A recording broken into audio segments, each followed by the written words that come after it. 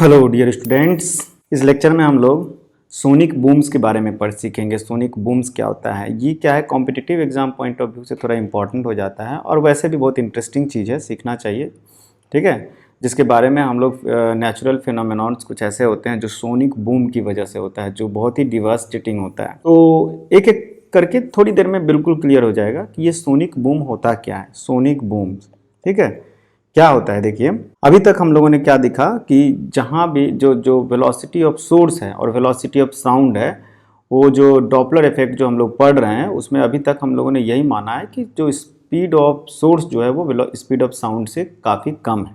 ठीक है, कम है, इसका मतलब साउंड बड़ी तेज़ी से जा रहा है स्पीड ऑफ सोर्स से।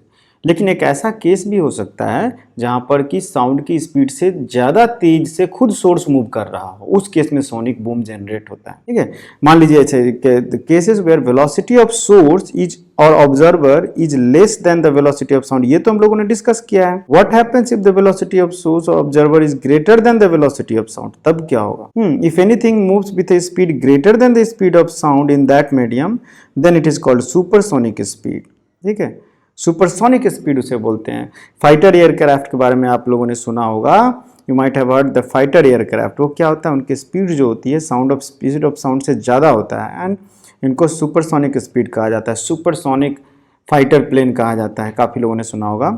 सो क्या करता है ये, it sends a cracking sound called sonic boom. Cracking sound होता है, आवाज़ करता है, which breaks window panes, glass dishes and even damage buildings. तो कई बार कहते हैं ना कि बड़ी तेज़ी से एरोप्लेन जा रहा था, देखिएगा कई इंसिडेंट ऐसे हुए हैं। बहुत सुपरसोनिक फाइटर एयरक्राफ्ट अगर जा रहा होता है तो उसके पास के जो बिल्डिंग्स होते हैं जहाँ से गुजरता है, कुछ रीजन्स में ऐसा होता है कि उसके ग्लासेस के विंडोज़ वगैरह जो होते हैं वो टूट जाता है, बिल्डिंग्स भी टूट सकता है, डिपेंड करता है कि कितना तगड़ा सोनिक बूम था उसमें। ठीक है, so many waves constructive. Sonic boom में होता क्या है कि बहुत सारे वेव्स होते हैं जो कंस्ट्रक्टिवली इंटरफेयर करते हैं tip point, and this leads to extremely high pressure antinodes which creates sonic booms।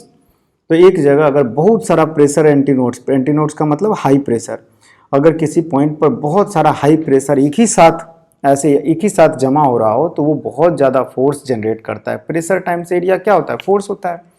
तो किसी पॉइंट पर बहुत सारा प्रेशर एंटीनोड्स अगर जा रहा हो, जहाँ हाई प्रेशर वेव्स एक ही साथ एक जगह पर पहुंच रहा हो, तो वहाँ पर बहुत फोर्स लगेगा और वही एक क्रैकिंग साउंड जनरेट करता है, उसी को बोलते हैं बूम्स। ठीक है, थोड़ी देर के लिए मान लीजिए कि अगर हम इसको दिखाएं इस तरह से कि सिचुएशन को एनालाइज करें कि कैसे ये जो वेव्स जो होता है हाई प्रेशर वेव्स, जिसे हम लोग शॉक वेव्स भी कहते हैं। क्या कहते हैं, शॉक वेव्स, क्योंकि शॉक लगता है, एक आवाज़ आता है, तो ये शॉक वेव्स है। तो शॉक वेव्स होता क्या है, मान लीजिए कि यहाँ पर सोर्स है, पर्टिकुलर टाइम में यहाँ पर सोर्स है और वो सोर्स जो है कुछ टाइम बाद, टी टाइम बाद यहाँ पहुँच गया है, आफ्टर टाइम टी।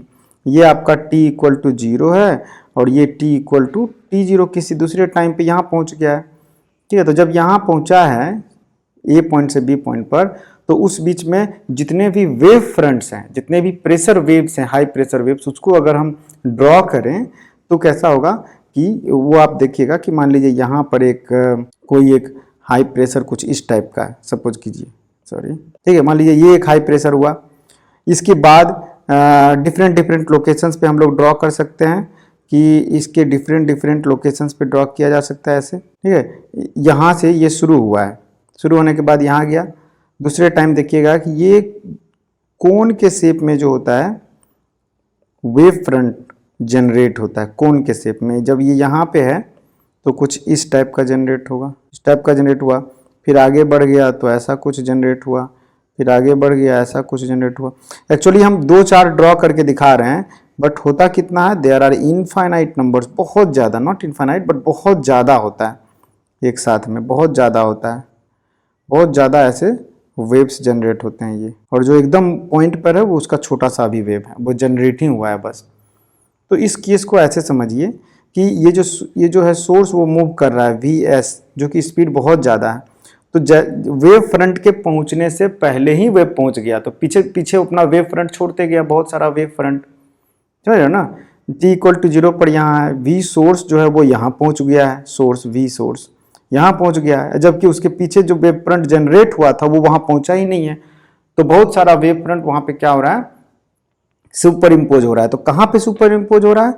अगर इसी तरह से बहुत सारे पोजीशंस का ड्रॉ किया जाए तो कुछ अजीब टाइप का दिखेगा। अभी तो मैंने कुछ कुछ पोजीशंस का ड्रॉ किया, मान लीजिए कुछ पोजीशन जैसे कि फर्स्ट 1 2 3 4 5 ऐसे पोजीशंस का ड्रॉ किया। अगर इसी तरह से सारे पॉइंट्स ले लिए जाएं तो कैसा बनेगा?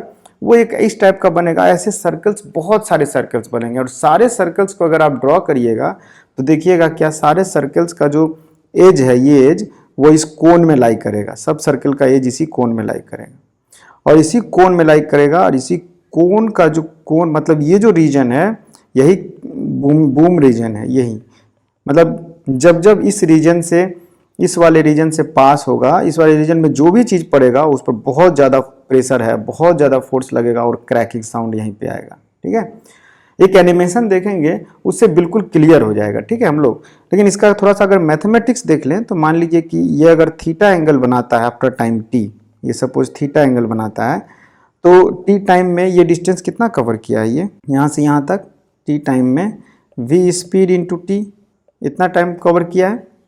ठीक है, वी स्पीड इंटू टी। और जबकि ये जो अगर देखा जाए तो टी टाइम में वेव फ्रंट इक्वल टू 0 पे जो जनरेट हुआ था वो ये रेडियस हुआ, मतलब v into T velocity of sound into T. तो अगर थीटा लिखा जाए तो साइन थीटा इक्वल टू आप लिख सकते हैं sine theta equal to perpendicular by base, जिसका मतलब होता है कितना? Perpendicular by hypotenuse. Perpendicular hypotenuse आपका कितना है? परपेंडिकुलर, ये परपेंडिकुलर है। ठीक है, याद रखिएगा ये परपेंडिकुलर है। तो ये आपका परपेंडिकुलर, ये हाइपोटेनस हो जाएगा। तो ये आपका v into T divide by V S into T हो जा रहा है, मतलब टी टी कट गया v बाई वी एस। ठीक है, ये साइन थीटा हो जा रहा है। तो 1 बाई साइन थीटा जो होता है जिसको हम लोग वी एस बाई वी कह सकते हैं, V S by V equal to M लिखा जाता है और एम को बोला जाता है मैक नंबर। क्या? Mach number, MACH, Mach number कहा जाता है। मैक नंबर ये दिखाता है कि स्पीड, जो सोर्स का स्पीड है वो साउंड के स्पीड से कितना तगड़ा है। अगर डबल है, मान लीजिए speed of A fighter aircraft sound के स्पीड से डबल स्पीड से जा रहा हो, तो इसका मतलब क्या हो जाएगा कि ये हो जाएगा मैक नंबर 2। इसी तरह से 3 टाइम्स स्पीड अगर एयरक्राफ्ट है साउंड के स्पीड से तो मैक नंबर 3 हो जाएगा। तो ये एक मैक नंबर इंपॉर्टेंट चीज़ होता है किस केस में? सुपरसोनिक सोर्स के केस में। ठीक है, इसको एनिमेशन से देखते हैं और ये भी चीज़ बहुत क्लियर हो जाएगा एनिमेशन देखिए इस केस में मान लीजिए कि ये रेड वाला जो है नीचे जो है ये ऑब्जर्वर है। ठीक है, और ऊपर में रेड जो है वो मूव करेगा स्पीड ऑफ साउंड से भी ज़्यादा। देखिए ये देखिए जा रहा है, अपने पीछे वेव फ्रंट छोड़ते हुए जा रहा है। ये देखिए बहुत सारा, ये कुछ ही वेव फ्रंट्स को दिखाया हमने, अगर इसी में ज़्यादा वेव फ्रंट को दिखाने लगे तो कैसा होगा? देखिए ये देखिए दिख रहा है, एक कम वेव फ्रंट दिखा रहे हैं इसलिए एक अच्छा सा कोन आपको नहीं दिख रहा है। जैसे ही वेव फ्रंट को बढ़ाते जाएंगे वैसे ही आप देखिएगा कि ये कोन किस तरह से बनते जाएगा। देखिए वेव फ्रंट बढ़ा रहे हैं, देखिए वेव फ्रंट को और मैंने बढ़ा दिया, नंबर ऑफ लाइंस को बढ़ाते जा रहे हैं और कुछ नहीं। जैसे ही नंबर ऑफ लाइंस को बढ़ाते जाएंगे तो जो स्लैंट साइड जो है आपका कोन का वो क्या हो रहा है? दिख रहा है कि वहाँ पर बहुत हाई प्रेशर जनरेट हो रहा है। ठीक है, इस रीजन पे बहुत हाई प्रेशर जनरेट हो रहा है। ठीक है, ये वाला जो रीजन है आपका वो बहुत हाई प्रेशर रीजन जनरेट हो रहा है। क्लियर है?